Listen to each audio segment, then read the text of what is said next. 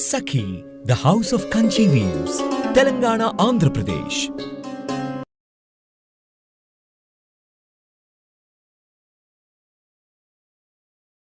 నమస్తే రమగారు. నమస్తే జయ. రమగారు, మీరు అడపా చిరంజీవి గారిది కపాలదుర్గంలో నుంచి కొన్ని స్టోరీలు చెప్పుకుంటూ ఉన్నాం కదా, ఇవాళ ఏమన్నా చెప్పుకుందామండి? దయ్యాల దిబ్బ వజ్రాల హారం. అబ్బో, ఎంత బాగుందో రమగారు. దయ్యాల దిబ్బ వజ్రాల హారమా? అడపా చిరంజీవి గారు రాసిన చాలా కథల్లోంచి ఇదొక కథ. అయితే క్లాసిక్ బుక్స్ వాళ్ళు ఈ పుస్తకాలని ప్రింట్ చేశారు. ఓకే. క్లాసిక్ బుక్స్ మీరు ఆన్లైన్ సంపాదించవచ్చు ఈ పుస్తకాలని, లేకపోతే ఫ్లిప్కార్ట్లో దొరుకుతాయి. నేను బ్రీఫ్గా చెప్తాను, మీరు ఎలాబరేట్ కథ చదవాలి అని అనుకుంటే కనుక అడపా చిరంజీవి గారు ఈ కపాలదుర్గం పుస్తకాన్ని బుక్ చేసుకుంటే అందులో 5 ఉన్నాయి. మనం ఇంకో కథ చెప్తున్నాం అనమాట. కపాలదుర్గం ఇంతకుముందు చెప్పాం కదా. అవునండి.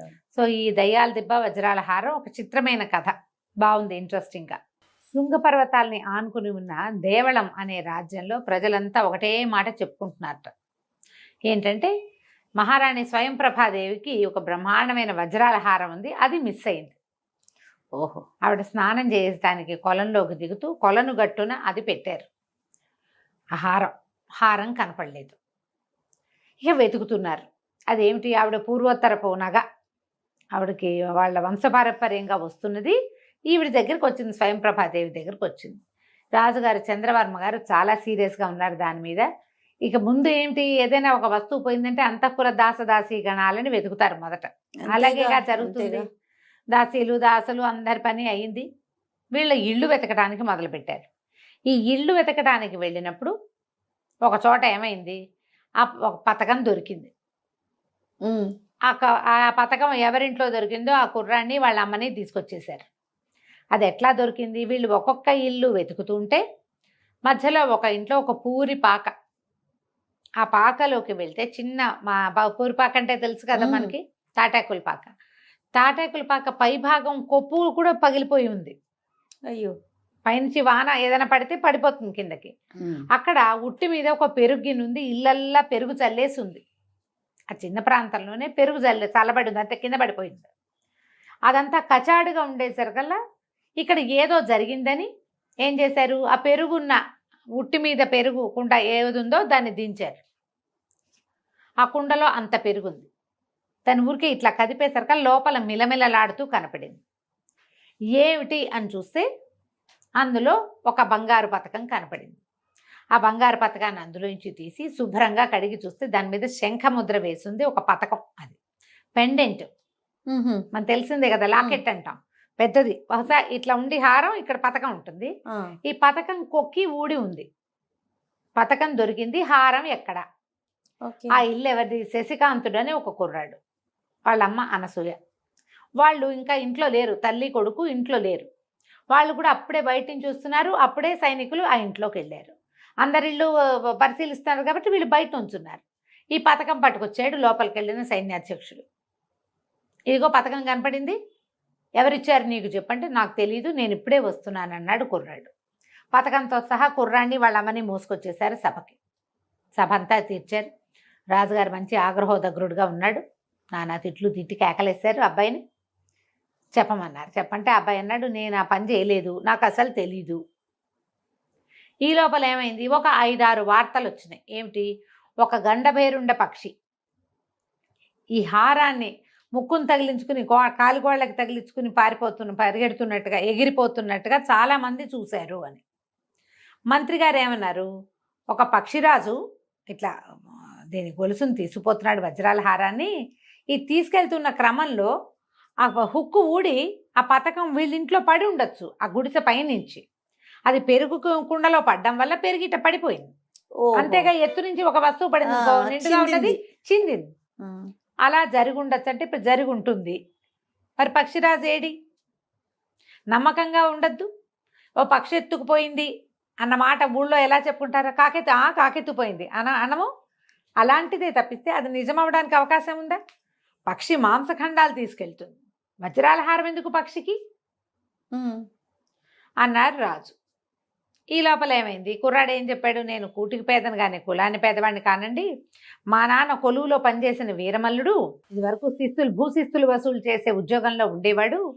బందిపోటు దొంగలు వెంటపడితే ప్రాణాలకి తెగించి వాళ్ళతో పోరాడి శిస్తులు తీసుకొచ్చి ఇచ్చినవాడు. మా నాన్న గతించిన తర్వాత అలవాటుగా దాసీగణాల ఇళ్ల మధ్యలో ఉండటం అలవాటై సైనికుల ఇళ్లలో నేను అక్కడే ఉన్నా.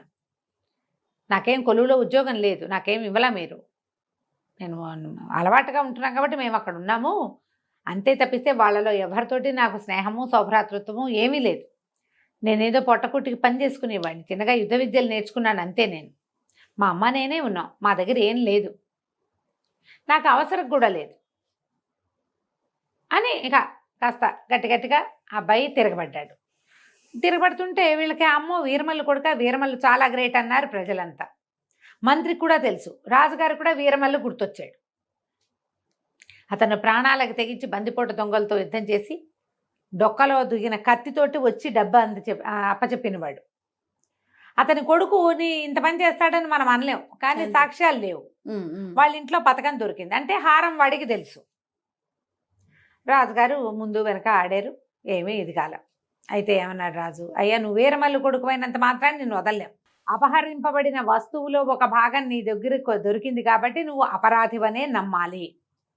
అయితే ఒకటి మనకు ఒక లెక్క ఉంది ఏమిటి, ఇక్కడ అపరాధం ప్రూవ్ కాకపోతే వీళ్ళకి ఈ రాజ్యానికి ఒక దిక్కున దయ్యాల దిబ్బ అని ఒక ప్రాంతం, ఈ అపరాధిని తీసుకుపోయి అక్కడ వదులుతారు.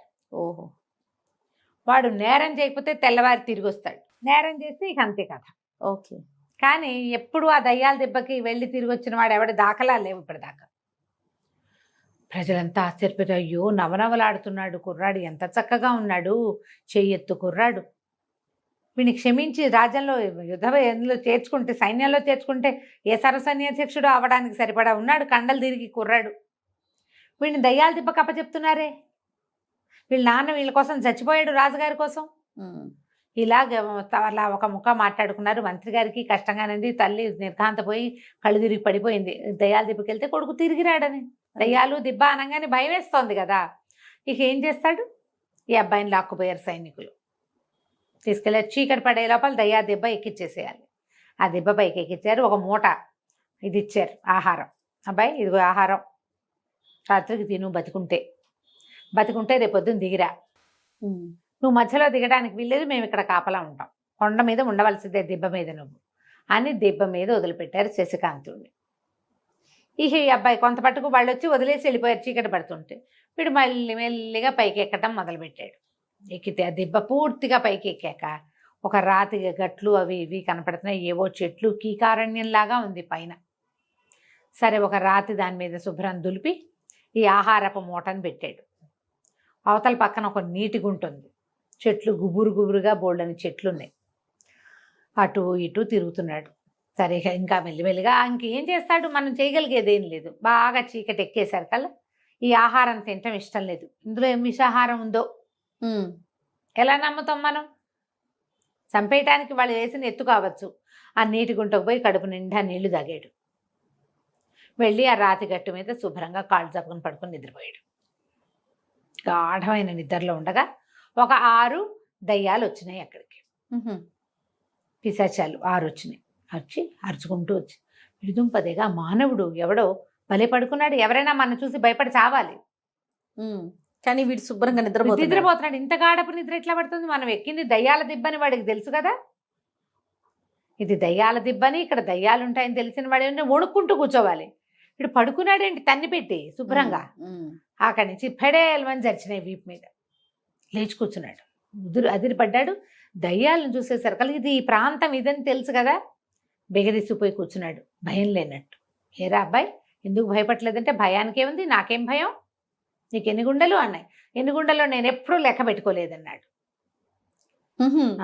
ఆ లెక్క మీకు కావాలంటే మీరు ఇంకోటి లెక్కెట్టాలి అనేసరికల్లా దయ్యాలు ఆశ్చర్యం, అమ్మో వీడికి భయం లేదే, చెప్పరా చెప్పు, నీకు ఎన్ని గుండెలో చెప్పు అంటే కుర్రాడేమన్నాడు, దానికేముంది, నాకు చాలా గుండెలు ఉన్నాయి, 2-3 ఇంట్లో కూడా పెట్టొచ్చాను,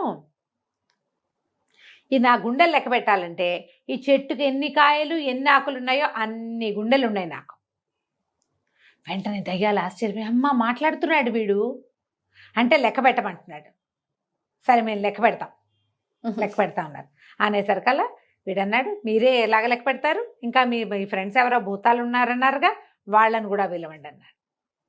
ఆనంగానే వీళ్ళేవో పిచ్చి పిచ్చి కేకలు పెట్టినాయి దయ్యాలు. ఒక పెద్ద భూతాల గుంపు ఒకటి వచ్చింది అక్కడ. ఇవేమో 6 దయ్యాలు ఉన్నాయి, గుంపు వచ్చింది. వచ్చాక మేమందరం లెక్క పెడతామన్నారు వాళ్ళు.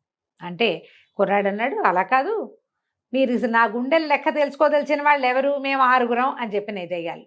మరి భూతాలు కూడా 6గురే ఉండాలి, ఇంతమంది ఉంటే ఎట్లా, సమానంగా ఉండాలిగా. సరే ఆలోచించారు, సరేనని మిగిలిన వాటిని పంపించేసినాయి. కొంతమందిని ఎన్నిక చేసి 6గురు బాగా లెక్క పెట్టగలిగిన నెంబర్లు వచ్చిన భూతాలని వెలికి తీసి 6 భూతాలు 6 దయ్యాలు నుంచున్నాయి. ఇప్పుడు కాయలు ఆకులు లెక్క పెట్టాలి. లెక్క పెట్టుకోండి, కింద పడినవి కూడా లెక్క పెట్టాలి సుమా. లెక్క పెట్టాక అప్పుడు నా గుండె లెక్క చెప్తాను మీకని వాళ్ళని పంపించి వీడు కాళ్ళు తప్పు పడుకున్నాడు మళ్ళీ. ఇక అవి ఇప్పుడు రావు, ఆ పని చేసుకుంటూ ఉంటాయి. ఈ లోపల ఇట్లా పడుకునేసరికి అతనికి ఒక నవ్వు వినపడి ఆశ్చర్యపోయాడు. ఎవరో ఉన్నారు కొండ మీద, ఈ గుట్ట మీద. చూసేసరికల్లా చెట్ల వెనకాల ఒక ముస్సిలి ఆయన, చాలా వృద్ధుడు, ఎండిపోయిన శరీరంలో ఒక ఋషీశ్వరుడు కూర్చున్నాడు. ఈ కుర్రాడు లేచి దగ్గరికి వెళ్ళాడు.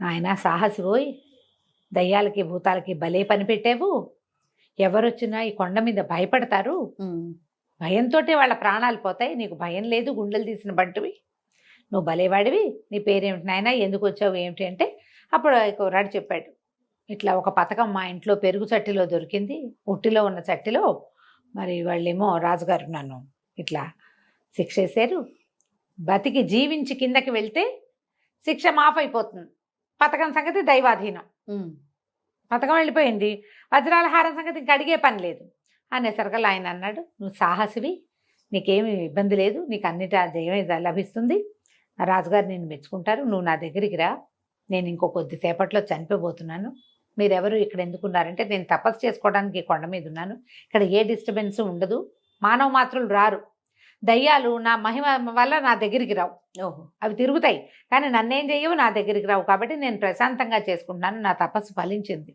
నాకు మోక్షం లభించబోతోంది, కొద్దిసేపట్లో నేను చనిపోతా, నా దగ్గర అద్భుతమైన పరకాయ ప్రవేశ విద్య ఉంది, అది ఇస్తాను నీకు అని చెప్పి కాళ్ళు కడుక్కునిరా నీకు చెప్తానన్నాడు.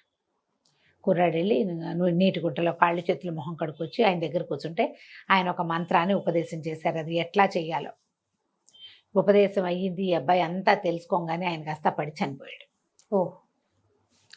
ఇక ఏం చేస్తాడు, సరే ఆ దయ్యాలు భూతాలు ఏమో కాకులు కాయలు లెక్కెట్టుకుంటున్నాయి, ఇతను అన్ని పుల్లలన్నీ ఏరి చుట్టుపక్కల ఉన్నవన్నీ ఓ 2 రాళ్ళు కొట్టి కొంచెం మంట సృష్టించి ఆయనని దహనం చేసాడు. కొండ మీద నీటి గుంటలోకి పోయి స్నానం చేసి గట్టు మీద కూర్చున్నాడు. తెల్లవారిపోతోంది. ఎప్పుడైతే సూర్యోదయం అవబోతోందో దయ్యాలు భూతాలన్నీ ఎగిరిపోయినాయి. వాటి లెక్క తేలలేదు, ఎప్పటికి తేలుతాయి, చెట్ల మీద ఆకులు కాయలు లెక్క పెట్టడం సులువా, ఓ పక్క నుంచి పెట్టుకుంటూ రావాలి, ఎప్పుడవుతుంది, అది పెద్ద మామిడి చెట్టు, అదేమో. తెల్లారేసరికల్లా ఇంకేముంది ఇక్కడ చేసేది, కొండ దిగి వెళ్ళటం మొదలుపెట్టాడు. ఈ గుట్ట దిగి వచ్చిన వాడిని చూసేసరికల్లా నిర్ఘాంతపోయారు సైనికులు. ఊరినిచ్చి ఇచ్చరు పిడుగు, ఎలా ఉన్నాడు వీడు, సరే వీడిని వెంట పెట్టుకు తీసుకెళ్లేసరికి రాజుగారు చాలా మెచ్చుకున్నారు సభలో. భలేవాడివి, నువ్వు చాలా ధైర్యశాలివి, నీ దగ్గర ఏ తప్పు లేదు, అందుకే నీకే భయము లేదు అని చెప్పి ఒక పళ్ళె నిండా బంగారు కాసులు పోసి అప్పచెప్పారు. నువ్వు రాజ్యంలో పని చేయదలుచుకుంటే సైన్యంలో పని చేయొచ్చు, నీకే ఉద్యోగం కావాలంటే ఆ ఉద్యోగం తీసుకో అని ఆ డబ్బు ఇచ్చాడు. ఇస్తే అబ్బాయి ఏమన్నాడంటే, చాలా సంతోషం మహారాజా, కానీ వీరమల్లుడి కొడుకు మీద అపరాధం వేసి కొండ మీదకి దయ్యాల గుట్ట మీదకి పంపించారనే మాట నేను జన్మాంతం మోసుకోవాలి. ఆ పక్షి పట్టుకెళ్ళిన వజ్రాల హారం అది ఎక్కడుందో దాన్ని పట్టుకొస్తే గాని నేను కొలువులో చేరను. దానికోసం ప్రయత్నం చేసి తీరుతా. అది కదంబ రాజ్యం వైపు ఎగురుతూ వెళ్ళిందని వార్తలు వచ్చాయి వీళ్ళకి. నేను ఆ రాజ్యానికి వెళ్ళి వెతుకుతాను, నా ప్రయత్నం నేను చేస్తానంటే సరే, రాజుగారికి నచ్చింది ఆ మాట. అలాగేనన్నాడు. ఈ రాజుగారు ఇచ్చిన వరహాలు పట్టుకుని తల్లి కొడుకు ఈ రాజ్యాన్ని వదిలిపెట్టి ప్రయాణం మొదలుపెట్టారు. రెండో భాగంలోకి వచ్చాం. అమ్మ కొడుకు బయలుదేరి వెళ్ళారు. వీళ్ళు ఏం చేశారంటే రాజుగారు ఇచ్చిన వరహాలన్నింటినీ పాత బట్టల సంచిలో పెట్టుకుని వెళ్ళిపోయారు. వెళ్తే వెళ్ళగా వెళ్ళగా నడిచి ఆ కాలంలో నడకలే కదా, ఏదైనా వాహనం దొరికితే దొరికినట్టు. సరే ఏదో బండి దొరికింది, ఒక ఊరు చేరారు. మొత్తానికి చేరితే ఒక పేదరాశి పెద్దమ్మ ఇంట్లో ఆగారు. నాయన ఇంకా నడవలేనురా అయ్యా, ఇంకేదైనా మార్గం చూద్దామంటే ఆ పేదరాశి పెద్దమ్మ చూస్తుంది అనమాట. పిల్లడు కాళ్ళు పిసికి వాళ్ళ అమ్మకి కాస్త దగ్గర కూర్చుని కుశలంగా అనుకుంటుంటే ఆవిడంది, చాలా మంచివాడమ్మా నీ పిల్లాడు, మీరు ఒక పని చేయండి, మీరు కదంబ రాజ్యానికి వెళ్ళాలి కదా, కొంతమంది వ్యాపారస్తులు వచ్చారు, వాళ్ళు వెళ్ళిపోతున్నారు, వాళ్ళు ఆ వైపుకి వెళ్తారు, వాళ్ళతో పాటు వెళ్దురు కానీ మీరని చెప్పి ఆ బండి వాళ్ళతో వ్యాపారస్తులతో ఏర్పాటు చేస్తుంది. వాళ్ళు ఏమన్నారు, మేము మహేంద్ర రాజ్యం వెళ్ళిపోతున్నాం, మహేంద్ర నగరానికి వెళ్తాం, దారిలో కదంబ రాజ్యానికి వెళ్ళొచ్చు, ఒక చోట దింపుతాం, మీరు కొద్దిగా చిన్న దారి పడితే వెళ్ళిపోతారు. సరే తల్లిని బండెక్కించి ఆ బండి వాళ్ళతో పాటు వెళ్ళిపోయాడు శశికాంతుడు. తల్లి తీసుకుపోయాడు. తీసుకెళ్ళి మెల్లిగా కదంబ రాజ్యంలోకి ఎంటర్ అయ్యారు. అక్కడ ఒక సత్రంలో దిగారు. దిగి లోపల గదుల్లో ఉండొచ్చు, వాళ్ళు భోజనము పెడతారు, ఏదో వీళ్ళైనా వండుకోవచ్చు. సరే తల్లిని కొంచెం కంఫర్టబుల్గా ఉంచి, అమ్మ ఊళ్ళోకి వెళ్ళి చూసొస్తాను, ఏదైనా ఇల్లు దొరుకుతుందేమో చూస్తా, అసలు ఇక్కడ ఆనుపాను కనుక్కుందామని. ఈ కదంబ రాజ్యం ఏంటంటే వజ్రాల వ్యాపారులకి పెట్టింది పేరు. ఈ నగ ఏ నగనైతే ఈ పక్షి పట్టుకొచ్చిందో అది ఎవరికైనా దొరికితే దాన్ని అమ్మాలంటే కదంబ రాజ్యంలో అమ్మాలి. అక్కడ రత్నాల వ్యాపారం పెట్టింది పేరు. సరే ఏం చేశాడు, ఇతను రోడ్ల మీదకి తిరుగుతున్నాడు. వెళ్తూ ఉంటే ఒక చోట ఒక తనయుడు వాడే ఒక కుర్రాడు, చెయ్యెత్తు ఉన్నవాడు, ఏమిటో కూర్చుని కళ్ళు తుడుచుకుంటున్నాడు ఒక చోట. వీడికి కాస్త అనిపిస్తుంది, నాయుడు వాడు అంత 25 ఏళ్ల వాడు, ఎవరైనా కళ్ళు తుడుచుకుంటారా, ఏడుస్తారా రోడ్డు మీద కూర్చుని? ఏదో కష్టం వచ్చింది వీడికని పోయి వాడి దగ్గర కూర్చున్నాడు. నీ పేరేంటి మిత్రమా, ఎందుకు దుఃఖపడుతున్నావు, ఏదైనా బాధపడుతున్నావా, ఏదైనా అయ్యిందా, ఏదైనా ప్రమాదం జరిగిందా, ఏదైనా పోగొట్టుకున్నావా అని ప్రశ్నించాడు. ఆ కుర్రాడి పేరు దేవముఖుడు. ఆడేం చెప్పాడంటే, మా అమ్మ నేనునే మాకెవరు లేరు, మా అమ్మ చిన్న పనిచేసి డబ్బు సంపాదిస్తుంది, నాకు కూడా క్షత్ర విద్యలు వచ్చు కానీ ఉద్యోగం సద్యోగం ఏం దొరకలేదు, ఏదో తేలిగ్గా చేసుకునేవాళ్ళం చిన్న పనులు. మా అమ్మ దగ్గర కొంచెం డబ్బులు కూడినాయి, ఒక మంచి గేదెను కొనుక్కురమ్మని డబ్బులు ఇచ్చింది, డబ్బులు పుచ్చుకొచ్చాను నేను. పుచ్చుకొస్తే ఒక వ్యాపారస్తుడు ఒక జబ్బు గేదె అనేది దాని పొట్ట ఇంత లావుగా అంటే అది ఈనమవుతోందని నాకు నమ్మించి మామూలుగా ఏం చేస్తారంటే ఈతకి సిద్ధంగా ఉన్న గేదెను కానీ ఆవును కానీ కొనుక్కుంటారు పాల కోసం. వెంటనే ఇంటికి తీసుకెళ్ళి 3-4 రోజుల్లో ఈంతే వెంటనే పాలు వ్యాపారంలోకి దిగిపోవచ్చు. నేనేమో అట్లా నమ్మాను. వాడు కాస్త దానికి చాలా రేటు తీసుకుని మా అమ్మ ఇచ్చిన డబ్బులన్నీ లాగేశాడు. ఆ గేదె కాస్త 4 అడుగులు లేకుండానే చచ్చిపోయింది. అయ్యో. అతనేమో నువ్వు చూసుకుని కొనుక్కోవాలి, నాకేం సంబంధం అని వెళ్ళిపోయాడు. కనపడలేదు, నాకేం చేయాలో తెలియటంలో, ఇంటికి వెళ్ళి మా అమ్మకి ఏం సమాధానం చెప్పాలో, 2 ఏళ్ళగా కూడబెడుతున్న డబ్బులు అని దుఃఖపడుతున్నాను, ఏం చేయాలో తోచక అనేసరికల్లా కుర్రాడు అన్నాడు, లోపల నుంచి జేబులోంచి డబ్బులు తీసి రాజుగారు ఇచ్చిన వరహాలు దాచుకున్నాడు కదా, ఈ ఊరు వస్తున్నప్పుడు జాగ్రత్తగా చిన్న మూట కట్టి తెచ్చుకున్నాడు. అందులోంచి లెక్క పెట్టి వాళ్ళ అమ్మ ఇచ్చిన డబ్బులు వాడి చేతికి ఇచ్చాడు. మీ అమ్మకి ఈ డబ్బులు ఇచ్చేయి, రేపొద్దునరా నిన్ను మోసం చేసిన వ్యాపారస్తుడి పని పడదాం మనం, నీకు అతను మొహం గుర్తుందంటే గుర్తున్నాడు అన్నాడు. ఓ డబ్బులు వద్దన్నాడు కానీ ఒప్పుకోవాలి శశికాంతుడు. కాదు నువ్వు డబ్బులు పెట్టుకెళ్ళు, ఇంటికి వెళ్ళి గేదా లేకుండా డబ్బులు లేకపోతే మీ అమ్మ ఏమంటుంది, డబ్బులు పెట్టుకెళ్ళమన్నాడు. సరే దేవముఖుడు వెళ్ళిపోయాడు. ఈ శశికాంతుడు కాస్త అటు ఇటు తిరిగి సత్రానికి వెళ్ళిపోయాడు. రాత్రి ఏదో అన్నాలు తిని పడుకున్నారు. మర్నాడు పొద్దున ఈ వ్యాపారపు కూడలి సంతలు ఎక్కడ పెట్టారో అక్కడికి వచ్చాడు. వస్తే దేవముఖుడు కూడా వచ్చి ఉన్నాడు అక్కడ. సరే ఇద్దరు కలిసి నడుస్తుంటే ఈ లోపల ఏమైంది, వీళ్ళకి ఒక బండి కనపడింది పెద్దది. ఒక 10 మంది బలశాలుడైన వ్యక్తులు లాక్కొస్తున్నారు. దాని మీద ఒక ఏనుగు చచ్చి పడి ఉంది. ఏనుగు చనిపోయింది రాజుగారిది. దాన్ని పాతి పెట్టడానికి తీసుకెళ్తున్నారు. ఈ మామూలు గజశాలలో ఉండే ఏనుగులనైతే వదిలేస్తారు అడవుల్లోకి తీసుకెళ్ళి శరీరాన్ని. కానీ ఇది పట్టపుటేనుగు, దానికి రాజలాంఛనాలతోటి పాతి పెడతారు. చెప్పారు ఈ మాట. సరే ఏమన్నాడు, 10 వీళ్ళ వెనకాల వెళ్దామని చెప్పి ఆ ఏనుగును తోసుకెళ్తున్న వాళ్ళ వెనకాలే ఈ కుర్రాళ్ళిద్దరూ నడవటం మొదలుపెట్టారు. ఆ ఏనుగును ఒక శ్మశానం వైపు తీసుకుపోయారు. దాన్ని ఒక బండి మీద పెట్టారు. ఆ బండి మీద పెట్టేది ఆ బండి అక్కడే ఉంది. వీళ్ళు గొయ్యి తవ్వాలి. అంత ఏనుగుని పాత పెట్టాలంటే ఏదో 4-6 అడుగులు తవ్వితే చాలదు కదా, పెద్ద గొయ్యి. వాళ్ళు గోతులు తవ్వుకుంటున్నారు వాళ్ళ దారిని వాళ్ళు. ఈ లోపల ఇతను అన్నాడు, అబ్బాయి నేను వచ్చేదాకా శరీరాన్ని ఒక చోట పెట్టాలి, ఒక మంచి ప్లేస్ చూడు అంటే ఆశ్చర్యపోయాడు. ఏం చేస్తావు మిత్రమా అన్నాడు. నీకు తెలియదులే, మనం ఒక పని చేస్తాము అని చెప్పి ఈ శ్మశానంలో ఒక పక్కన గుబురుగా ఉన్న చెట్ల మధ్య ఈ శశికాంతుడు తన శరీరాన్ని వదిలిపెట్టేసి ఆ ఋషి దగ్గర నేర్చుకున్నాడు కదా పరకాయ ప్రవేశ విద్య, ఆ పరకాయ ప్రవేశ విద్యతోటి ఏనుగులోకి ప్రవేశించాడు. ఆ బండి మీద ఉన్న ఏనుగు కాళ్ళు జాడిచ్చి లేచి నుంచుంది. వాళ్ళ దగ్గర వాళ్ళు తవ్వుకుంటున్నారు. ఈ ఏనుగు నుంచోవటం అది వాళ్ళు ఎవ్వరూ గమనించాల. అది తవ్వుడు పెద్ద పని కదా. గోతులోకి దిగాక పైన ఏం జరుగుతుందో వాళ్ళకి కనపడ్డ కూడా కనపడదు. దానికి కాపలా ఎందుకు, చచ్చిన ఏనుగుకి దాన్ని వదిలేసి వీళ్ళ దాన్ని వీళ్ళు పని చేసుకుంటున్నారు. ఆ ఏనుగుని వెంబడి పెట్టుకుని నడవటం మొదలుపెట్టాడు. దేవముఖుడికి చెప్పాడు ఏనుగు మనిషి గొంతుతోటే, మిత్రమా నువ్వు ఎక్కడైతే నువ్వు గేదెని కొన్నావో అక్కడికి తీసుకెళ్ళు, ఆ వ్యాపారస్తుని పట్టుకొని నన్ను నమ్ముతానని చెప్పాలి నువ్వు. ఆశ్చర్యపోయాడు, కానీ బయలుదేరి ఇద్దరు నడవటం మొదలుపెట్టారు. ఏనుగు, దాని వెనకాల వీడు దేవముఖుడు. ఆ సంతలోకి వెళ్తే జనమంతా ఆశ్చర్యపోయారు. ఏమిటి ఏనుగుని తెస్తావు, ఏమిటంటే ఇది బ్రహ్మాండమైన ఏనుగు, చెప్పిన మాట వింటుంది, ఏం చెబితే అది చేస్తుంది, దీనంత ఆజ్ఞాకారి ఏనుగు ఇంకొకటి ఉండదు, ఇది నేను అమ్ముతా అన్నాడు. అనగానే అందరూ ఏనుగును ఏం చేసుకుంటాము, ఏనుగును ఎవడైనా కొనుక్కుంటాడా అని అందరు నవ్వారు. నవ్వుతారేంటి, రాజుగారి పట్టపు ఏనుగు చచ్చిపోయింది. అవునవును అన్నారు. ఇందాక తీసుకెళ్ళారు కదా, అదే ఇదని ఎవడికి తెలుస్తుంది, ఎవడికి తెలీదు. అవును, రాజుగారి పట్టపు ఏనుగు సరిపోయింది మార్కెట్ అంతా. ఇప్పుడు ఈ ఏనుగును చూపిస్తే మాట వినే ఏనుగును వద్దంటాడా రాజు? నాకు రాజుగారితో మాట్లాడి బేరం చేసేంత అవసరం లేదు. ఎవరైనా కొనుక్కోండి, రాజుగారికి మారు బేరానికి అమ్ముకోండి, మంచి రేట్ ఇస్తా. ఈ వ్యాపారస్తుడు ఎవడైతే గేదె నమ్మాడో వాడొచ్చి నుంచున్నాడు. దేవముఖుడు గుర్తుపట్టి, ఈ ఏనుగు మాట వింటుందన్న గ్యారంటీ ఏమిటి అని అడిగాడు ఆ వ్యాపారస్తుడు, ఆ గేదె అమ్మినవాడు. దేవముఖుడు అన్నట్టు పరీక్ష చేసుకో కావాలంటే అనేసరికల్లా ఆ ఏనుగుని అడిగాడు, నీ దొర కదా అయినా, మీ రాజు, నీ ప్రభు, ఇతనికి ఎట్లా దండం పెడతావు చెప్పు ఏనుగు అంటే అది తొండమెత్తి ఘీంకరించింది, ఇట్లా దండం పెడతాను. ఎవరైనా మీ రాజుని ఏదైనా చేయడానికి వస్తే ఏం చేస్తా అంటే పక్కన ఉన్న గుమ్మడికాయను ఒక తొక్కు తొక్కింది, దాన్ని అట్లా చిత కొడతానని. అందరూ చప్పట్లు కొట్టారు, ఆశ్చర్యపోయారు. మాకంటే మాకన్నారు. అంటే ఇతను ఏమన్నాడు, నేను అందరికీ ఇవ్వనండి, ఏనుగుని పరీక్షించిన వాడెవడు, ఈయన పెద్ద మనిషి, ఇలా ఉండాలి పెద్ద మనిషి అంటే, ఈయనకైతే అమ్ముతాను అని చెప్పి గేదెని ఏ రేటుకి తను కొన్నాడో ఆ రేటుకి అమ్మేశాడు ఏనుగుని. ఆయన డబ్బులు చేతిలో పెట్టి నడిచొచ్చేసాడు. చేతిలో పెట్టగానే నడిచేసాడు దేవముఖుడు. 4 అడుగులు వేయగానే ఏనుగు బొక్క బొరలా పడింది, అంతేగా వెళ్ళిపోయింది బాడీలోకి. ఇతను నడిచెళ్తుంటే శశికాంతుడు లేచొచ్చాడు. ఈ లోపల ఏమైంది, ఆ భటులు చూసుకున్నారు, ఏనుగేది వెతుకుంటున్నారు వాళ్ళు. అక్కడ చచ్చిపడి ఉండవలసిన ఏనుగు ఇప్పుడు మార్కెట్లో చచ్చిపడి కనపడింది. అందరూ అరిచి కేకలు పెట్టారు. ఈ వ్యాపారస్తుడు ఎవడో తెచ్చి దీన్ని అమ్మాడంటే ఎట్లా తెచ్చారు, ఎట్లా అమ్మారు, అది ఎట్లా వచ్చింది, ఆ వ్యాపారస్తుడిని పట్టుకున్నారు. ఇక వాళ్ళని ఏం చేశారో వీళ్ళకి తెలిసి వచ్చేసారు ఇద్దరు.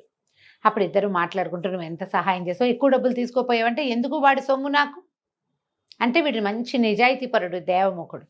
సరే ఇతను అన్నాడు శశికాంతుడు, మా అమ్మ సత్రంలో ఉంది, ఏదైనా ఇల్లు కావాలి, ఇల్లు చూసి పెట్టు మిత్రమా నాకు అన్నాడు. నీకు ఇల్లు ఎందుకు, మా ఇల్లు ఉంది, పెద్ద ఇల్లే, మా అమ్మ పేరు శాంభవి, తండ్రి లేడు, మీ అమ్మ మా అమ్మ కలిసి ఉంటారు, మన ఇద్దరం కలిసి పని చేసుకుందాం, సరదాగా కలిసి ఉందాం, ఫ్రెండ్స్ కదా మనం అని చెప్పి మా ఇంటికి రాని ఒప్పించాడు.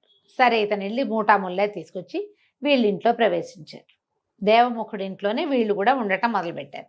ఇక రోజు ఏదైనా పని చేయడానికి ఈ అబ్బాయి మార్కెట్ అంతా తిరుగుతున్నాడు. ఇతనికి ఏమిటి, వజ్రాలు వాటి మెలకువలు తెలుసుకోవాలని ఉంది. ఓకే, ఈ వజ్రాల వ్యాపారస్తుల షాపులు, అన్ని షాపులకు వెళ్ళాడు, ఎవరు తీసుకోవాలి, కొత్త మనిషికి పని ఇవ్వరు. సరే వాళ్ళ అన్ని షాపులు చూశాక సందు మొదట్లో ఇతను నుంచుని ఆలోచిస్తున్నాడు. దేవముఖుడు రాలా, ఎటో ఉన్నాడు, వస్తాడని చూస్తున్నాడు. ఈ లోపల ఏమైంది, ఆ హోటల్ పక్క నుంచి లోపల వైపు నుంచి సందులో నుంచి కేకలు వినపడ్డాయి, పట్టుకోండి దొంగ దొంగ అని. ఒక దృఢకాయుడు ఒక అతను ఒక చిన్న ఇట్లా గుడ్డ మూటను ఒక దాన్ని పట్టుకుని పరిగెడుతున్నాడు. వెనకాల నుంచి అతన్ని దొంగ అని సంబోధిస్తూ కేకలు వినపడతాయి. కానీ ఓహో ఎవరిదో మూట వీడు కొట్టేశాడు, అదే కాబోలని ఇతను ఏం చేశాడు, అడ్డం పడ్డాడు. వెళ్ళి శశికాంతుడు పడేసి కొట్టేశాడు, గట్టిగా కొట్టి పెడరెక్కలు విరిచి పట్టుకున్నాడు. పట్టుకోగానే ఆ కొట్ల వాళ్ళంతా పరిగెత్తుకొచ్చారు. ఏ షాపు వాడైతే ఇతని దగ్గర నుంచి ఇతను పట్టుకొచ్చేసాడో అతను పరిగెత్తుకొచ్చి, దుర్మార్గుడు వీడు వజ్రాలు చూపించమంటే చూపించాను, చటుక్కున అవి సంచిలో పోసరికలు సంచి లాక్కొని పరిగెత్తాడు. ఈ కుర్రాడు వచ్చాడు కాబట్టి సరిపోయింది, లేకపోతే ₹1,00,000 వస్తువు ఇది అని వాడి చేతిలో ఉన్న మూట తీసి చూస్తే ఇట్లా ఇన్ని వజ్రాలు పడ్డాయి చేతులు. అన్నీ లెక్క పెట్టుకున్నాడు, అన్నీ ఉన్నాయని. అతన్నేమో సైనికులకు అప్పచెప్పారు, రాజస్థానానికి అప్పచెప్పేసి ఈ శశికాంతుని రాబాబు కాస్త మంచినీళ్ళు తాగిల్దు కానీ వెంబడి పెట్టు తీసుకుపోయాడు కోర్టులోకి. ఎవరో నువ్వు, ఏమిటి, ఏ ఊరు అంటే, నేను వజ్రాల వ్యవహారంలో మెలకువలు తెలుసుకోవాలనుకున్నానంటే, ఏదైనా పని కోసం వెతుకుతున్నా, దొరకలేదు, మీ దగ్గర మీ ముందు కొట్లు ముందు ఫ్రంట్ ఆఫీస్లో అడిగాను, ఎవరు ఏం పని లేదంటే నేను వెళ్ళిపోతాను. నీలాంటి వాడికి పని లేకపోవటం ఏంటి నాయన, సమయస్ఫూర్తితో వాడిని పట్టుకున్నావు, చాలామంది దొంగ దొంగ అంటే తెల్లమొహాలు వేసుకొని చూస్తారు, ఇంత చురుకైన వాడివి నువ్వు నా దగ్గర ఉండు, నేను పొరుగుళ్ళకి తిరుగుతాను బాగా, నాకు సహాయం కావాలి అని చెప్పి ఈ శశికాంతుడిని కొంచెం మంచి జీతం ఇచ్చి తన దగ్గర పనిలో పెట్టినాడు. వీళ్ళ దగ్గర డబ్బులు ఉన్నాయి కానీ అవి ప్రదర్శన లేదు, వాళ్ళు చూపించట్ల, సాధారణ జీవితమే గడుపుతున్నారు. ఇక్కడ పని చేయాలి, ముందు ఒక వజ్రాల హారం ఈ ఊళ్ళోకి వచ్చిందా అని కనుక్కోవాలి అంటే ఈ వజ్రాల వ్యవహారం మీద కొంత ఆకలింపు కావాలి, ఎంతో కొంత. సరే తను చేరి మెల్లిగా దేవముఖుడిని కూడా పనిలో పెట్టాడు. ఇద్దరు కలిసి పనిలోకి వెళ్ళొస్తుండేవాళ్ళు. అమ్మలు ఇద్దరు కబుర్లు చెప్పుకుంటూ పని చేసుకునేవాళ్ళు. రోజులు గడిచే కొందుకి ఇతను వజ్రాలు వాటిని గుర్తుపట్టడం ఎట్లా ఇట్లా అన్నీ తెలుసుకున్నాడు. రోజులు బాగా గడిచినాయి. అయితే ఒకసారి పారాయి ఊరు ఎక్కడికో వెళ్ళారు. వేరే ఊరు వస్తుంటే ఊరు వెళ్ళి వస్తూ ఉంటే కొంతమంది దొంగలు పడ్డారు. ఈ దారి దోపిడీ వాళ్ళు, తర్వాత ఏమో బందిపోట్లు, ఇలాంటి ప్రమాదాలు ఉండేవి ఆ రోజుల్లో. ఊరికి మధ్యలో చిట్టడవులు అవి ఉండేవి. పడేసరికల్లా ఈ శశికాంతుడు చాలా సమయస్ఫూర్తితోటి ఆయన్ని రక్షించి ఆయన దగ్గర ఉన్న నకిలీ వజ్రాలు ఇప్పించి అసలు వజ్రాలు దాపెట్టించి ఇంటికి చేర్చాడు. దాంతో ఆయన బాగా నమ్మకం వచ్చింది. ఆయన నమ్మాక ఇతను ఏం చేశాడు, వచ్చేటప్పుడు రాజుగారి దగ్గర నుంచి ధవళ రాజు నుంచి వచ్చేటప్పుడు ఆ వజ్రాల హారం తాలూకు నకలు గీయించుకొచ్చాడు, ఫోటో సేమ్ బొమ్మ. అదే మామూలుగా హారాలు అవి భద్రపరిచేటప్పుడు ఖజానాలో ఏం చేస్తారంటే దానికి ఒక బొమ్మ గీసి పెడతారు.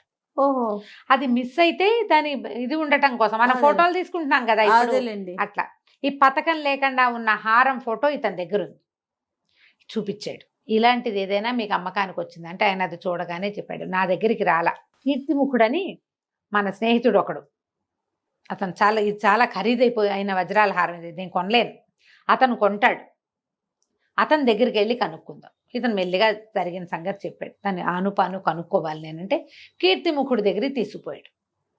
ఆయన అన్నాడు, నేను కొనలేదు, నేను కూడా కొనలే, నాకు చూపించాడు, నేను అంత ధర పెట్టలేను అనుకున్నాను. అయితే అదే సమయానికి ఇంకా కొంతమంది వ్యాపారులు వచ్చారు, ఈ హారాన్ని ఒక బాటసారి తీసుకొచ్చాడు, అతను అమ్మకానికి పెట్టాడు, మేమెవరం కొనలేమన్నాం. అయితే ఈ వచ్చిన వ్యాపారస్తుల ద్వారా నాకు తెలిసింది, ఈ పక్కన హిరణ్యపురం అనే ఒక రాజ్యం, దానికి మణిభూషణ్ అని రాజుగారు, ఆయన కూతురు కాంచనమాలకి వజ్రాల హారాలంటే చాలా ఇష్టం.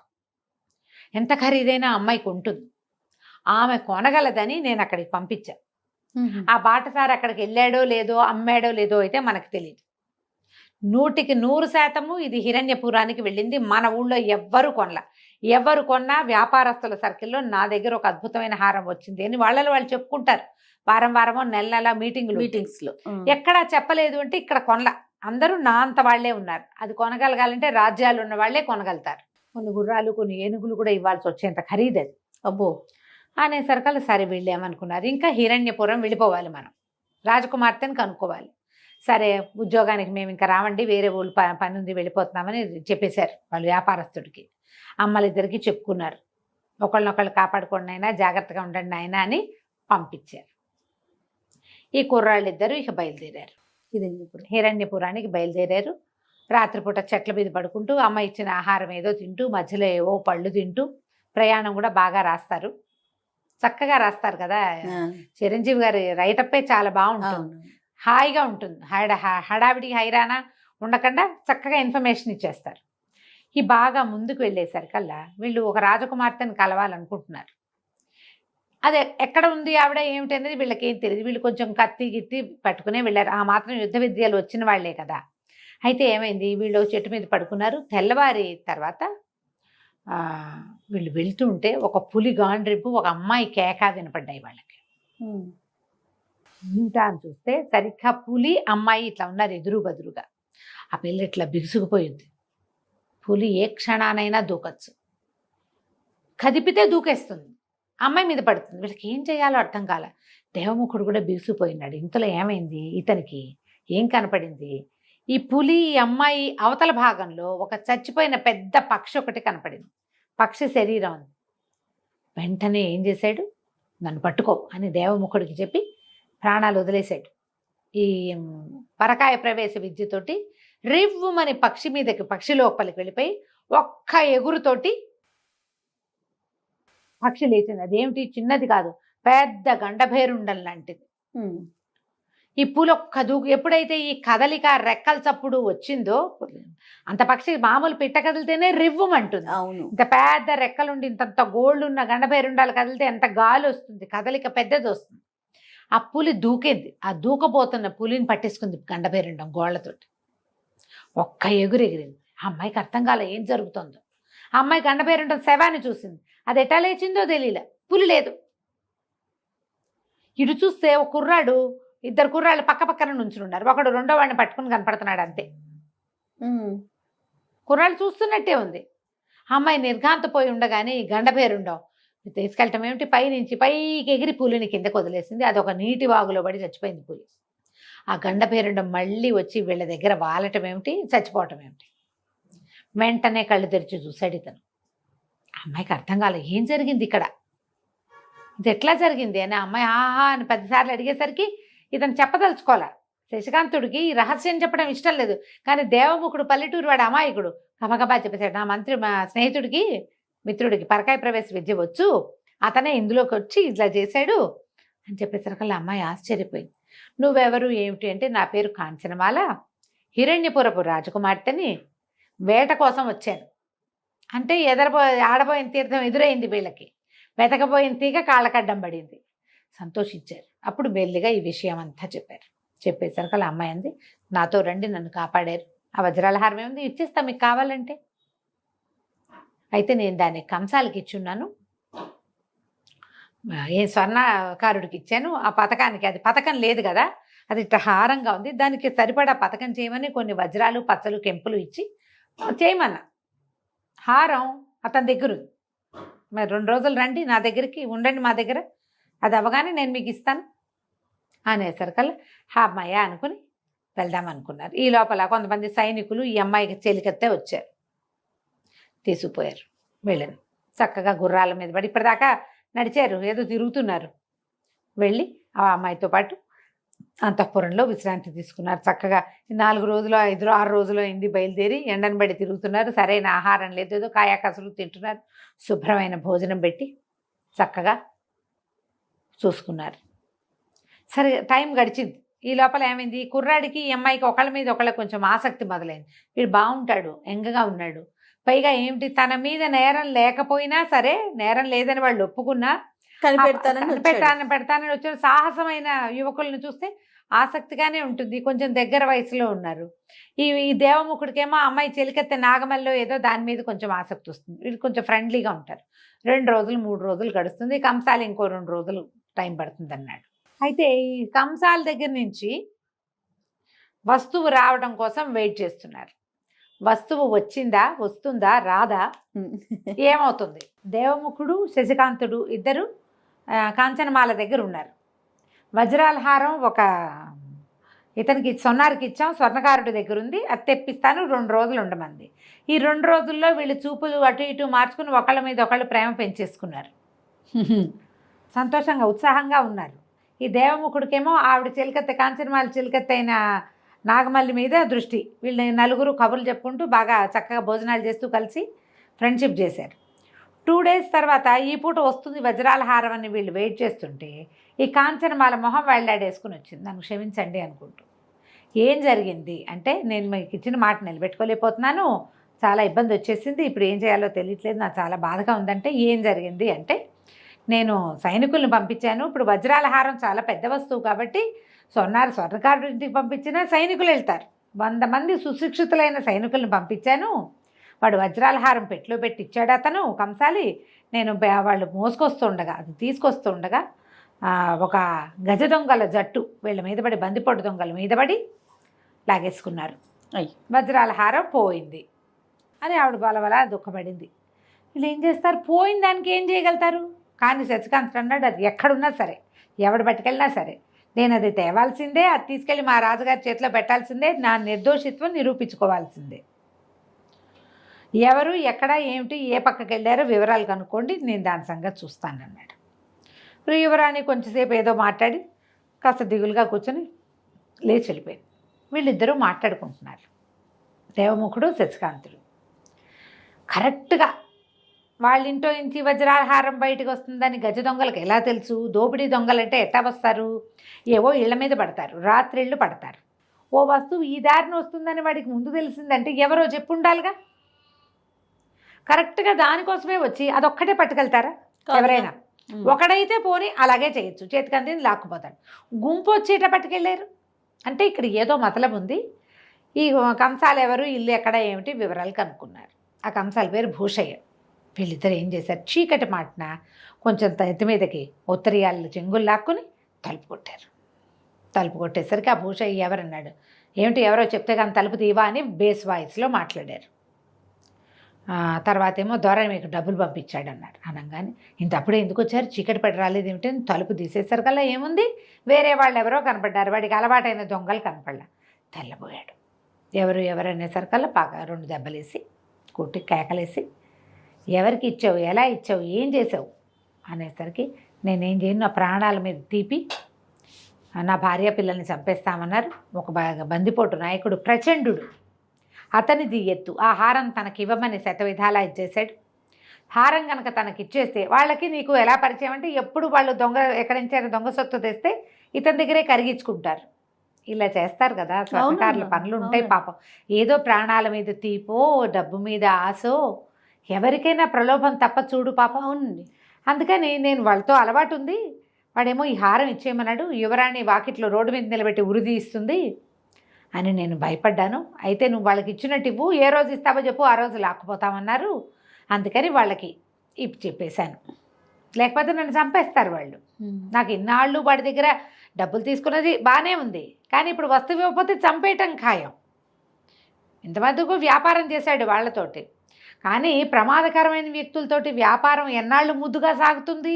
అంతే కదా. దారేపోయేవాడితో వ్యాపారం అయితే సజావుగా అవుతుంది. వాడు ప్రచండు అని తెలిసినప్పుడు వాడితో పెట్టుకోకూడదు. పులి మీద స్వారీ, వాటి మీద ఎక్కకూడదు, పనికిరాదు అసలు, పనికిరాదు. నువ్వు చూడు, స్మగ్లర్లు, డాన్లు, వాళ్ళందరితోటి పరిచయాలు ఉన్నవాళ్ళు ఎప్పుడైనా ప్రమాదంలో పడతారు. వాళ్ళ వల్ల వచ్చే వెసులుబాటు ఎంత బాగుంటుందో ప్రాణాపాయం అంత సింపుల్గా వచ్చేస్తుంది. ఎప్పుడు అంతే, ప్రమాదకర వ్యక్తులతో ఎప్పుడు పెట్టుకోకూడదు. సరే, ఏం చేశారు వీళ్ళిద్దరు? వాటి బెదిరించారు బాగా. బహుశా నీ ప్రాణాలకు మా ప్రాణాలు అడ్డేస్తాం, యువరాణికి అప్పచెప్తాం. ఆవిడ కూడా నేనేమందు, నేను చెప్తాను, వాళ్ళు ఎక్కడుంటారో చెప్పు అని దారి పటమంతా గీయించుకుని యువరాణి దగ్గరికి వెళ్ళి జరిగిందంతా చెప్పి, ఈ భూషయ్యని వీడు పెళ్ళాం పిల్లల్ని ఎప్పుడో ఊరు దాటిచ్చేసాడు. రాజకుమారితో ప్రమాదం వస్తుందో, చండ ప్రచండుడితో ప్రమాదం వస్తుందోనని ఇప్పుడు ఒక్కడే ఉన్నాడు. తీసుకుపోయి ఆ భూషయ్యని యువరాణికి అప్పచెప్పారు. వీడిని జాగ్రత్తగా చూసుకో, వీడి ప్రాణాలు ప్రమాదం రాకుండా చూడండి. నేను వెళ్ళి వజ్రాలహారం ప్రచండుడు ఎక్కడుంటాడో దారి చెప్పాడు, మేము అక్కడికి వెళ్తామన్నారు. వీళ్ళు ఇద్దరు వెళ్ళారు. సరే, ఆ దారి చూసుకుని ఓ చోట ఎక్కడో పడుకున్నారు రాత్రి. ఇంకా కొంచెం ముందుకెళ్ళేసరికల్లా బోల్డంతమంది ఆటవికులు పట్టేశారు వీళ్ళని. ఆటవికులు పట్టారు. విపరీతంగా దుమ్మిలాగా జరిగింది. దుమ్మిలా జరిగితే వీడు గట్టిగా అరిచాడు శశికాంతుడు, ఇంతమంది పడతారేంటి, ఎవడొస్తాడో రండి అనేసరికల్లా వాళ్ళు కూడా పద్ధతిగా నుంచున్నారు. గుంపంతా ఓ పక్క నుంచుని ఒక మంచి బలశాలిగా ఉన్న వాడిని పంపించారు. ఒరి, వీళ్ళకి ధర్మం ఉంది చాలా, ఆటవికులకి దొమ్మిగా ఉంటుంది. వాళ్ళకి ఒకళ్ళతో ఒకళ్ళు 1 to 1 అనేది ఉండదు వాళ్ళ దాంట్లో. కానీ వాళ్ళు ఒప్పుకొని యుద్ధం చేస్తే వాడు ఓడిపోయాడు. అందరూ చప్పట్లు తెరిస్తే శశికాంతుడు అన్నాడు, మీ వాడు ఓడిపోయాడు, నేను గెలిచాను కదా, మా దారిని మమ్మల్ని పోనీయండి, మాకు వేరే పని ఉందంటే, కాదు దొర, అట్లా కాదు, మమ్మల్ని గెలిచిన వాడిని మా దేవతకి బలిస్తాం మేము అని దేవముఖుడు కూడా 2 ముగ్గురిని కొట్టేశాడు. అందుకని ఇప్పుడు దేవముఖుడిని బలి ఇవ్వాలి, శశికాంతుడిని బలి ఇవ్వాలి. మమ్మల్ని ఎవరు గెలుస్తారో వాళ్ళని పట్టుకుంటాం మేము. వాళ్ళని బలిస్తే మాకు చాలా ప్రయోజనం లభిస్తుంది. మా నాయకుడు చచ్చిపోవడానికి సిద్ధంగా ఉన్నాడు, అద్భుతమైన బలిస్తే నాయకుడు బతుకుతాడు. మా ఊళ్ళో ఉన్న మంత్రగాడు చెప్పాడు, పదండి అని వీళ్ళిద్దరిని ఈడ్చుకుపోయారు. తాళ్ళేసి కట్టేశారు, పైనుంచి వలేసేసారు. ఇంకా గింజుకున్నా ఏం లేదు, యుద్ధం అంటే చేస్తారు కానీ వలలేసి కట్టేశాక జంతువులాగా ఇక అప్పుడేం చేస్తారు, ఏమీ చేయలేకపోయారు. వాళ్ళ వెనకాల పడి వెళ్ళారు. తీరా అక్కడికి వెళ్ళేసరికల్లా అప్పటికి 3 రోజులు అయింది వాళ్ళు బయలుదేరి. 3 రోజులకి వీళ్ళు ఈ ఆటవిక గూడెం చేరారు.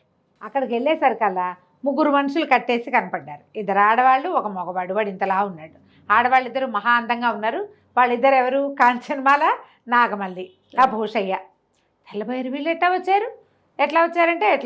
సరే, 5గురిని కట్టేసి 5గురిని బలిస్తామన్నారు. శశికాంతుడు ఆశ్చర్యపడి, మీరెందుకు వచ్చారు రాకుమారి ఇక్కడికంటే, మీరు వెళ్ళిపోయాక భూషయ్యతో చాలా మాట్లాడిచ్చాక వాడు పొరపాటు ఏం చెప్పాడు, మిమ్మల్ని వేరే దారిలో పంపించాడు. దగ్గర దారి ఒకటి ఉంది ప్రచండుణ్ణి చేరటానికి, ఆ వేరే దారిలో వాళ్ళు కాపు కాస్తారు, వాళ్ళకి మీరు దొరికేలాగా వీడు ఏర్పాటు చేశాడు. మీకు ఏదైనా ప్రమాదం వాటిల్తుందని అక్కడ ఇంట్లో ఉండలేకపోయాము నగర్లో, అందుకని భూషయ్యని తీసుకుని చిన్నదారి గుండా మేము వచ్చాము, వీళ్ళు మమ్మల్ని పట్టేశారు. అక్కడేమో ఆడాళ్లతో ఆడాళ్లే యుద్ధం అని 2-3 అమ్మాయిలు పంపించారు. యువరాణి బ్రహ్మాండంగా తిప్పుతుంది కత్తి, నాగమల్లి కూడా ఏం తక్కువదేం కాదు. ఈవిడ ఓడిచ్చేసింది వాళ్ళని. ఓడిచ్చేస్తే ఎవరు గెలిస్తే వాళ్ళని బందీలు. అందుకని ముగ్గురిని కట్టేశారు, మాకు అందరినీ బలిస్తామన్నారంటే లబో దిబోమని ఆ భూషయ్యము ఏడుస్తున్నాడు, నన్ను వదిలిచ్చేసండి, నా ప్రాణానికి నీ ప్రాణం అడ్డేస్తానన్నావు, ఏం అడ్డేసావు చూడు, ఇక్కడ కట్టేశారు, యువరాణి వద్దన్నా కూడా నన్ను లాక్కొచ్చింది, ఇప్పుడు నా పిల్లలకి ఎవరి గతి అని వాళ్ళు ఎవలేబా అని ఏడుపు. సరే చూద్దామనుకున్నారు. ఇంతలోపల ఏమైంది, వీళ్ళు జనాలు కట్టేసి వీళ్ళని ఒక పల్లకి లాంటిది మోసుకొచ్చారు. ఆ పల్లకి మీద ఒక ముసీలిగా ఉన్న ఒక ఆయన ఆటవికుడు కూర్చుని ఉన్నాడు. ఏ క్షణానో చచ్చిపోయేలాగున్నాడు. అయితే ఆయన నాయకుడు చేతికిట చేయి కదిలినప్పుడు కనపడేది ఒక వజ్రాల హారం కనిపిస్తుంది. ధగమంటోంది. ఈ శశికాంత్ ఆశ్చర్యపడి యువరాణి చూపించాడు. అదేనంటే అదే మంది. ఎందుకంటే ఈ హారాన్ని నకలు బొమ్మ చూశాడు కానీ ఒరిజినల్ హారం వీళ్ళు చూడలేదు. ఆ ఒరిజినల్ హారం ఎవరికి తెలుసు, ఒకటి భూషయ్యకి తెలుసు, కాంచనమాలకి నాగమల్లికి తెలుసు, ఈ అబ్బాయిలు ఇద్దరికీ తెలియదు. ఇంతలో వాళ్ళు గట్టిగా కేకలు పెట్టాడు మంత్రగాడు వచ్చి, ఈ అద్భుతమైన వీరుల్ని, ఈ వీరశిఖామణిని, వీరవనితల్ని గనక బలిస్తే మన దొర బతుకుతాడు, మనకేదో మంచి జరుగుతుంది, దొర బతకాలంటే ఏదో చెయ్యాలి. ఈ మాట్లాడుతూ ఉండగానే ఆ దొర కాస్త చచ్చిపోయాడు. అసలు చచ్చేందుకు సిద్ధంగా ఉన్నాడు. కొట్టుకాళ్ళు తలకాయ వేళ్లాడేసేసాడు. వేళ్లాడంగానే అందరూ అరిచి కేకలు పెట్టారు, ఏడుపులు మొత్తుకోళ్ళు మొదలు పెట్టారు. ఇతను గట్టిగా అరిచాడు శశికాంతుడు, ఆగండి, మీ దొర బతికాడా? బతకలేదు. ఎప్పుడైనా ఇంతకుముందు చచ్చిపోయి బతికాడంటే ఇంతకుముందు కాదు, ఇప్పుడే అలా అనుకుంటున్నాం. బలి కంటే ముందే చచ్చిపోయాడు అతను. నాకు తెలుసు మీ అమ్మవారు మిమ్మల్ని బలి ఇవ్వద్దంటోంది, నాకు చెప్పింది అన్నాడు. అనేసరికల్ మంత్రగాడు ఆశ్చర్యపడి, మా అమ్మవారు మాకేనాడు చెప్పలేదు, పెద్ద శాంభవి విగ్రహం ఉంది అక్కడ, మీరందరూ చూస్తూ ఉండగానే ఇట్లా వంగి నా చెవిలో ఒక మాట చెప్పింది, బలి ఇవ్వద్దంటోంది అంటే మేము ఒప్పుకోమన్నారు. వాళ్ళు ఒప్పుకోమంటే మీ నాయకుడితోటి చెప్పిస్తాను చూడండి అన్నాడు. చూడండి అని తాళ్లతో కట్టేసి ఉంచారు కదా. ఒక్క నిమిషంలో శశికాంతుడు తల వేళ్ళడేసాడు, నాయకుడు లేచి మాట్లాడటం మొదలుపెట్టాడు. ఇతనికి పరకాయ ప్రవేశ విద్య వచ్చు కదా. ఆ చనిపోయిన నాయకుడు శరీరం లోపలికి వెళ్ళిపోయాడు. వెళ్ళటం ఏమిటి, వెంటనే ఘోషణగా వద్దు వీళ్ళని వదిలేయండి, ఈ నాగరికుల్ని, అమ్మవారు చెప్పింది వంగి వీడి చెవిలో చెప్పడం నేను చూశాను, ఆ క్షణాన్ని నా ప్రాణం పోయింది, ఆ మాట చెప్పడానికే నన్ను మళ్ళీ బతికిచ్చింది, ఈ వజ్రాల హారాన్ని వాళ్ళకి అప్పచెప్పి వాళ్ళని పంపించేయండి అని చెప్పేసి నాయకుడు పడిపోయాడు. వెంటనే శశికాంతుడు తలెత్తేసాడు. లాస్ట్ చివరి భాగంలోకి వచ్చాం. యాక్చువల్గా ఇది చిన్న భాగమే జయ.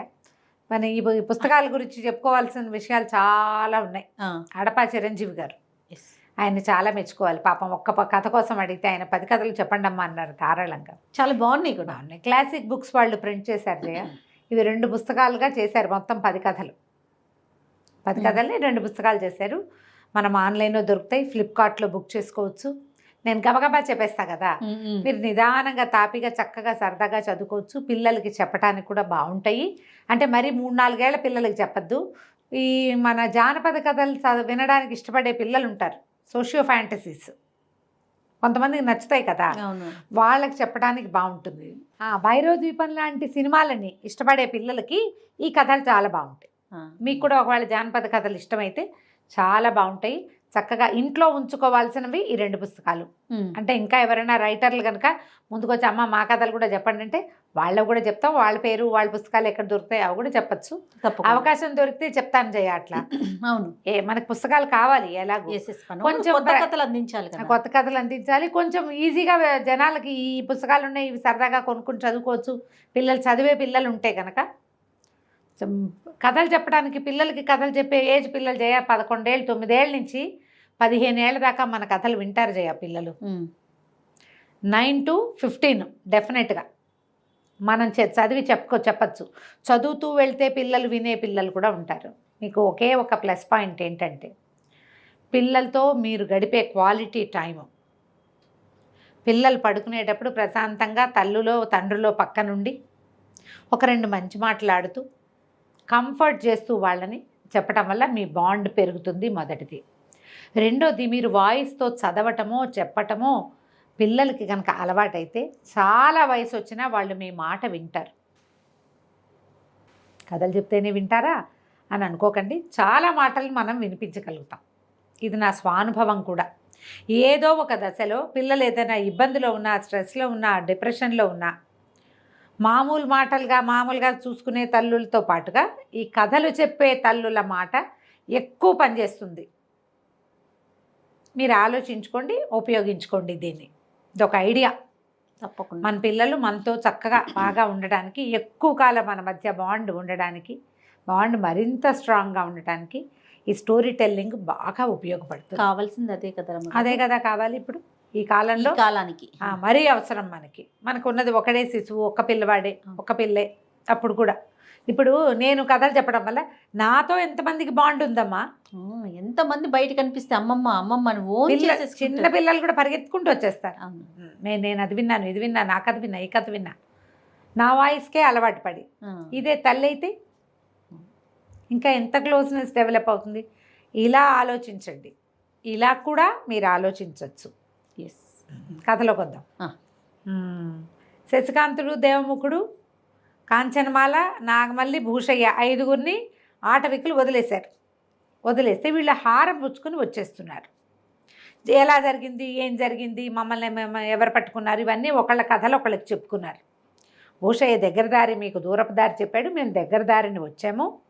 అక్కడేమో వీళ్ళు ఆటవికులు ఎదురుపడ్డారు, ఇట్లా ఫైట్ చేస్తామంటే అమ్మో ఆ యువరాణి గారికి కత్తి యుద్ధాలు వచ్చా, అదే ఇదని సరదాగా కబుర్లు చెప్పుకుంటున్నారు. ఇంకేముంది, ఆభరణం దొరికేసింది, ఇంక వెళ్ళిపోవటమే సొంత రాజ్యానికి. శశికాంతుడు అదే ఆలోచిస్తున్నాడు. అయితే ఇలా ముందుకెళ్ళేసరికల్లా ఏమైంది, ఒక్క ఉదుటన వాడెవడో ఒక బలాఢ్యుడైన వాడు వీళ్ళ మీదకి లంఘించాడు. హారం అక్కడ పెట్టి కదలండి అంటాడు. తీరా వాడెవడో చూస్తే ఎవడు, ప్రచండు, ఆ దొంగల నాయకుడు. ఈ ఆటవికులు మా మీద పడి హారాన్ని లాగేసుకున్నారు. అది మేము మొదట పట్టుకెళ్ళిపోయింది. మేము సైనికులను 100 మందిని కొట్టి తీసుకుపోయాం. మమ్మల్ని కొట్టి ఆటవికులు తీసుకుపోయారు. మా వాళ్ళంతా తలా పక్కకి అయిపోయారు. మీరు లోపలికి వెళ్ళటం చూసాం. ఒకవేళ మీరు సాధిస్తే మిమ్మల్ని సాధించి నేను హారాన్ని పట్టుకెళ్దామని ఇక్కడ ఆగాను. నాతో యుద్ధం చేసి హారం తీసుకోమన్నాడు. సరే, ఏమిటి పందెం ఏంటంటే, అలాగే ఎవడు ఓడిపోతే వాడు వెళ్ళిపోతాడు, గెలిచిన వాడిదే హారం. గెలిచిన 1 to 1 ప్రచండు సిద్ధపడ్డాడు. అయితే ప్రచండు ఏమనుకున్నాడంటే, సాదాసీదాగా ఉన్నటువంటి యువకుడు, వీడి దగ్గర ఖడ్గచాలని విద్యలు అవి ఏదో ప్రచండంగా ఉంటాయని ఇతను అనుకోలేదు. వీడు పైగా దేశదిమ్మరిగా వేరే దేశం నుంచి వచ్చినవాడు, రాజకన్య యువకుడు అయితే కాదు వాడు. అంటే ఏదో చిన్న క్షత్రియ రక్తం ఎక్కడైనా ఉందేమో కానీ మనకి కథలో కూడా అబ్బాయి క్షత్రియుడని అదని మనకి చెప్పాల. కానీ వాళ్ళ నాన్న ఉద్యోగస్తుడు ఆ నగరంలో. ఇద్దరు యుద్ధం మొదలుపెట్టారు. ఎంత బాగా యుద్ధం చేశాడో శశికాంతుడు. ఎందుకంటే అబ్బాయి ముందు నుంచి ఖడ్గ విద్య నేర్చుకుని ఉన్నాడు. ఇప్పుడు ఒకడు నేను ఇంత పని చేస్తాను, ఆ ఊరు నుంచి వేరే దేశం నుంచి ఒక పక్షిని వెతుకుతూ అది పట్టుకెళ్ళిన హారాన్ని వెతుకుతూ వచ్చాడంటే వాడికి ఏదో ఒక దమ్మో దిలాసావో ఉండాలిగా. ఏ ధైర్యంతో వచ్చాడు, తన ఖడ్గ విద్యనే నమ్ముకుని వచ్చాడు అతను. అవును, అవసరమైతే నేను యుద్ధం కూడా చేయగలను. కాకపోతే ఈ కథల్లో ఇట్లా చూపిస్తారు కానీ ఈ ఖడ్గ విద్యలు కరాటేలు అవన్నీను బై ప్రాక్టీసే పెరుగుతాయి జయ. చాలా రోజులు ఆ పని చేయకపోతే వాళ్ళకి అంత చురుగ్గా ఉండదు. కుర్రాడు కాబట్టి చురుగ్గా ఉన్నాడేమో. వీళ్ళు ఏం చేస్తున్నారు, ఈ మధ్య అంతా గుర్రాలు వేసుకున్నాడు తిరుగుతున్నారు అంతే. ఇతను ఇప్పటిదాకా ఈ అబ్బాయి ఫైట్ చేసిన సీనే లేదు. ఒకటే ఫస్ట్ సీన్ ఆటవికలతోటి ఫైట్ చేసింది. ఈ ప్రచండు ఇతను విపరీతంగా కొట్టుకున్నారు. చివరికి శశికాంతుడి చేతిలో కత్తి ప్రచండు చేతిలో కత్తిని ఎగరగొట్టేసింది. కత్తి ఎగిరి ఎక్కడో పడిపోగానే ప్రచండు నోరు మూసుకొని నుంచున్నాడు. తీసుపో, నువ్వు గెలిచావు కాబట్టి. ధర్మం ఉంది, ఆటవికుల దగ్గర కూడా ధర్మాలు ఉన్నాయి. అదే సరే వదిలేశాడు. నేను ఎంతో ఆశ పెట్టుకున్నాను, ఈ గుంటనక్క భూషయ్యని మాత్రం నాకు ఇచ్చేసి, వీడు మమ్మల్ని మోసం చేశాడు, నేను తీసుకొచ్చేసాడు, నీకేమో దారి చెప్పాడు, యువరాణిని వెంట పెట్టుకొచ్చాడంటే ఇతను ఏమన్నాడంటే, నన్నేమైనా చేస్తేనే నువ్వు భూషయ్యని పట్టుకెళ్ళగలవు. భూషయ్యకే చెప్పాను నీ ప్రాణానికి నా ప్రాణం అడ్డని. ఇప్పుడు వాణ్ణి నీకు ఇచ్చేస్తే ఎలా కుదురుతుంది? నేను ఆ మాట చెప్పి ఈ వస్తువు ఎక్కడుందో కనుక్కున్నాను. నేను తీసుకెళ్ళి యువరాణికి అప్పచెప్పాను. నేనుండగా భూషయ్యని ముట్టుకోవడానికి వీల్లేదు. భూషయ్యని ఇవ్వను, హారాన్ని ఇవ్వను. నేను గెలిస్తే భూషయ్య నావాడే, హారము నాదేనన్నాడు. ఇప్పుడు గెలిచాక ఇక పళ్ళు పిండుకుంటూ ప్రచండు ఇంకేమీ చేయలేక వెనక్కి వెళ్ళిపోయాడు. ఈ హారాన్ని పట్టుకుని వచ్చేసారు. భూషయ్యని అతని ఇంట్లో వదిలిపెట్టారు. రాకుమార్తెని ఆమె చెలికత్తెని రాజ్యంలో వదిలిపెట్టి లోపలికి వెళ్ళిపోయారు. లోపలికి వెళ్ళిన తర్వాత ఆడందరూ మాట్లాడుకున్నాక చెప్పింది, అమ్మ ఇతనే నా ప్రాణాలు రక్షించాడు, అడవిలో పులిబారి నుంచి రక్షించాడు అని చెప్తే తండ్రి అన్నాడు, అలాగేనమ్మా ఇతన్నే వివాహం చేసుకుందు కానీ ఒప్పుకున్నాడు. మన శశికాంత్ అన్నాడు, నన్ను మా రాజ్యానికి వెళ్ళనివ్వండి, నేను ఈ హారాన్ని సమర్పించి వచ్చిన తర్వాత అప్పుడు నేను రాజకుమార్తెని వివాహం చేసుకుంటానంటే బోళ్ళంతా గుర్రాలని వాటిని ఇచ్చారు బై వెళ్ళటానికి. వీళ్ళ రాజ్యం దాకా మరి ఇంత ప్రయాణం చేయాలిగా. ఈ కదంబ రాజ్యము దీన్ని దాటాలి, మహేంద్ర నగరాన్ని దాటి వెనక్కి వెళ్ళాలి. రాజ్యంలోకి వెళ్ళారు. వెళ్ళి రాజుగారిని కలుసుకున్నారు. సభలో అందరూ ఉండగానే ఈ దేవముఖుడు తల్లి వాళ్ళు కూడా వచ్చారు. ఇతని తల్లి దేవముఖుడు తల్లిని కూడా తీసుకుని వెళ్ళిపోయారు. వెళ్ళిపోయి దట్టిలోంచి హారాన్ని తీసి చూపించారు. ఇదిగో మీ హారం అనేసరికల్లా రాణిగారు ఎంత సంతోషించింది. ప్రజలందరూ ఆశ్చర్యపోయారు. పక్షిరాజు తీసుకెళ్ళిన హారం ఇదే. పథకం పెట్టాడు కంసాలి, దీనికి ఒక పథకం చేయించింది కదా కాంచన్మాల, పథకం తీసేసుకున్నారు. తీయించి అమ్మాయి పెట్టుకుంది. ఒట్టి హారాన్నే పట్టుకొచ్చాడు. వీళ్ళ దగ్గర ఉంది కదా పథకం ఒకటి, దాని మీద శంఖముద్ర ఉందని చెప్పారు. పెసరకల్లా ఆశ్చర్యపోయారు రాజుగారు. మహత్తరమైన శక్తిని సాధించావు, దీన్ని ఎట్లా తీసుకొచ్చావు, ఎట్లా తీసుకురాగలిగావు, ఆ పక్షి నీకు ఎట్లా దొరికిందంటే పక్షితోటి సాక్ష్యం చెప్తాను మహారాజా, చెప్పిస్తానన్నాడు. అని చెప్పి ఏం చేశాడు, కళ్ళు మూసుకొని దేవముఖుడి మీద కొరిగిపోయాడు. ప్రజలంతా అటు ఇటు పైకి చూస్తున్నారు. ఇతను ఒరిగిపోయిన సంగతి ఎవరు గమనించలే. దేవముఖుడు ఇట్లా నడుం చుట్టూ చేసి శవాన్ని ఆపుకున్నాడు. డెడ్ బాడీ, ప్రాణం లేదు కదా. వీళ్ళు ముందుగానే ఒక చనిపోయిన పక్షిని తెచ్చి బయట ఏర్పాటు చేసుకుని వచ్చారు లోపలికి. ఓహో. ఈ వెంటనే ఈ బాడీ శశికాంతుడి ఆత్మ వెళ్ళి ఆ చనిపోయిన పక్షిలో దూరింది. పక్షి లోపలికి ఎగురుకుంటూ వచ్చింది. పెద్ద గద్ద, చాలా కొంచెం పెద్ద సైజుది. వచ్చి లోపలికి వచ్చి జయమ మహారాజా అని చెప్పి, నేనే ఈ వస్తువుని రాణిగారు స్నానం చేసినప్పుడు చెరువు గట్టు మీద కొలను గట్టు మీద పెట్టిన దాన్ని నేను తీసుకెళ్ళాను. నా ముక్కును గరుచుకొని వెళ్తుంటే ఆ శశికాంతుడి ఇంట్లో ఆ పథకం పడిపోయింది. శశికాంతుడు నిర్దోషి అని చెప్పింది. చేలంతా ఆశ్చర్యపోయారు. పక్షి రివ్వుమని బయటికి వెళ్ళిపోయింది. అది బయటికి వెళ్ళిపోగానే శశికాంతుడు లేచేశాడు. ఎవ్వరికీ తెలియలే. ఇప్పుడు జనమంతా ఒక విషయం మీద నిమగ్నులై ఉన్నారనుకో, ఒక దాని మీద మిగిలిన దాన్ని చూడరు కదా, చూసుకోరు. ఇది చూసుకోని క్రమంలో పక్షి వచ్చింది, సాక్ష్యం చెప్పేసింది. రాజుగారు ఎంతో ఆనందించాడు. బోలెడన్ని బహుమతులు ఇచ్చాడు శశికాంతుడికి. ఇతనికి సహాయం చేసినందుకు దేవముఖుడికి కూడా బోళ్ళు బహుమతులు ఇచ్చి పంపించారు. సరే, ఇతను ఏం చేశాడంటే ఈ కదంబ రాజకుమార్తె కాంచన్మాలను వివాహం చేసుకోబోతున్నాను నేనని వీళ్ళకి ఇప్పుడు ఈయన ఉద్యోగం ఇస్తానన్నాడు. సర్వసైన్యాధ్యక్షుడికి అసిస్టెంట్గాను అట్లా ఉద్యోగం ఇస్తే ఉద్యోగం అక్కర్లేదని వెళ్ళిపోయాడు. కదంబ రాజ్యానికి రాజు అయ్యాడు. ఓకే. తర్వాత ఈ అమ్మాయి కాంచనమాల చెలికత్తెని నాగమల్లిని పెళ్లి చేసుకున్నాడు దేవముఖుడు. తల్లుడిద్దరూ సంతోషంగా రాజమహల్లోనే ఉండేవాళ్ళు. ఒకనాడు ఏమైందట, ఓ రోజు రాత్రి ఈయన వచ్చి ఒక పులి అక్కడ నిలబడి ఉంది. పులిని పలకరిస్తున్నాడు దేవముఖుడు, మిత్రమా ఏం చేస్తున్నావు అని. అంటే అతను ఏమనుకున్నాడు, ఆ పులి వేషంలో ఉన్నాడు అనుకున్నాడు. పులి శరీరం మార్చుకుంటాడు కదా. దూరం నుంచి మాటలు వినపడుతున్నాయి. శశికాంతుడు కాంచనమాల మాట్లాడుకుంటూ హడిలిపోయాడు. ఇది నిజం పులే. పరిగెత్తుకుంటూ వెళ్ళాడు. నువ్వు పుల్లాగా ఉన్నావేమో అనుకున్నాను అంటే, కాదు, అదేదో లేడిని ఆరగించి బద్ధకంగా కూర్చుంది, నువ్వు దాన్ని పలకరించావు అని అందరూ నవ్వుకున్నారు. సంతోషంగా జీవితాన్ని గడిపారు. కథ కంచికి మనం ఇంటికి అయిపోయింది సిరీస్. బాగుందండి, మంచి చాలా చాలా ఇంట్రెస్టింగ్గా ఉంది కదా. అవును. మలుపులు బాగున్నాయి, మంచి కథలు. ఇంకో కథలు చెప్పుకుందాం మళ్ళీ. ఎస్. థ్యాంక్ యూ రమగారు. నమస్తే. నమస్తే చే.